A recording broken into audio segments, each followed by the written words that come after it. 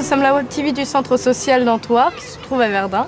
Nous allons en direction de Strasbourg pour visiter le Parlement européen. Et nous avons fait arrêt à Sichazel, près de Metz. Sichazel est la ville où résidait Robert Schuman, l'un des 4 fondateurs de l'Europe. Il est né au Luxembourg, qui était autrefois occupé par les Allemands. Son père était français. Il était le ministre des Affaires étrangères de la France.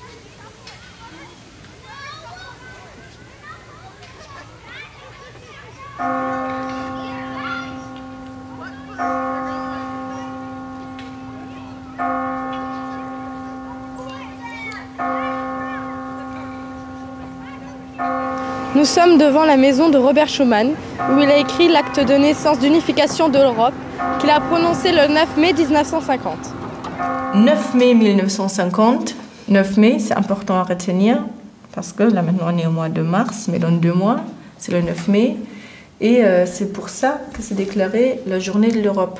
Vous allez voir plein d'affiches, la journée de l'Europe, la fête des citoyens et tout ça, c'est parce que ce jour-là, ça a été déclaré. Donc, juste pour quelques explications historiques, 1950, c'était la fin de la Deuxième Guerre mondiale en 1945. C'était après quand même 2 guerres. Ici, à Verdun, c'est quand même une ville qui est significative pour surtout la guerre entre l'Allemagne et la France, donc Première Guerre mondiale, qui a quand même secoué le monde entier, et après la Deuxième Guerre mondiale aussi, entre 1939 et 1945. Les 2 pays, ou même les pays en Europe, ont souhaité surtout quelque chose de stable. Donc pour garantir la paix, l'idée c'était de fonder une union qui garantit la paix et donc la stabilité pour les peuples, pour les habitants, et plus de guerre. Donc suite à ça, Robert Schuman il a fait sa déclaration et ça a permis de construire l'Union européenne. C'était 5 ans après la guerre et la veille donc on fêtait la victoire de la France, et dans tous les journaux français on pouvait lire encore des messages de haine vis-à-vis de l'Allemagne. Il fallait encore aujourd'hui d'ailleurs pas parler de l'Allemagne aux grands-parents, aux parents qui avaient vraiment vécu la guerre au quotidien. Et cette déclaration, en fait, s'est faite en secret. Il y avait très peu d'hommes et de femmes, d'hommes surtout, qui savaient que Robert Schuman allait faire cette déclaration. C'est une déclaration face à la presse. En fait, il voulait jouer sur l'effet de surprise. Donc, il y avait Adenauer, Schuman, Monnet et quelques autres aussi pro-européens qui voulaient vraiment la construction de l'Europe, qui étaient au courant de cette déclaration. Les statues représentent les 4 fondateurs de l'Europe, de gauche à droite. Konrad Adenauer, qui était allemand, Robert Schuman, qui était français, Jean Monnet, qui était français, et Alcide de Gasperi, qui était italien. Suite à cette déclaration, donc, il y avait le traité de Paris en 1951, la communauté européenne du charbon et de l'acier. Le charbon et l'acier, ce sont 2 domaines dans lesquels, en fait, qui sont nécessaires à la guerre, en fait. Pour les armes. Donc, et en Allemagne, on avait beaucoup de mines de charbon et beaucoup de toute façon, tout de ce matériel-là.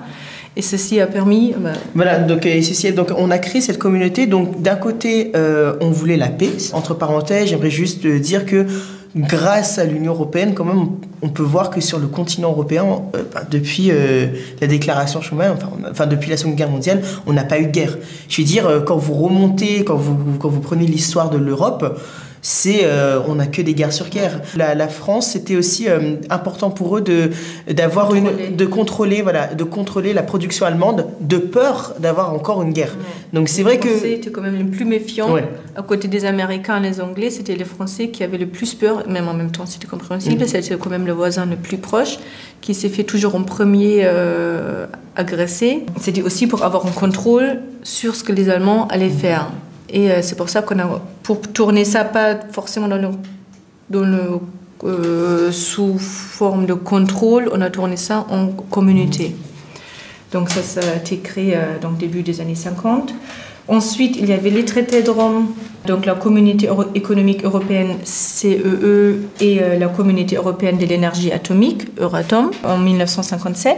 En 1986, il y a eu l'acte unique européen qui a créé le marché unique. En 1992, les traités de Maastricht En 1997, les traités d'Amsterdam et ensuite, encore dans les années 2000, les traités de Nice et le traité de Lisbonne. Donc ici, juste pour montrer un peu, donc vous voyez comment ça a commencé, assez petit.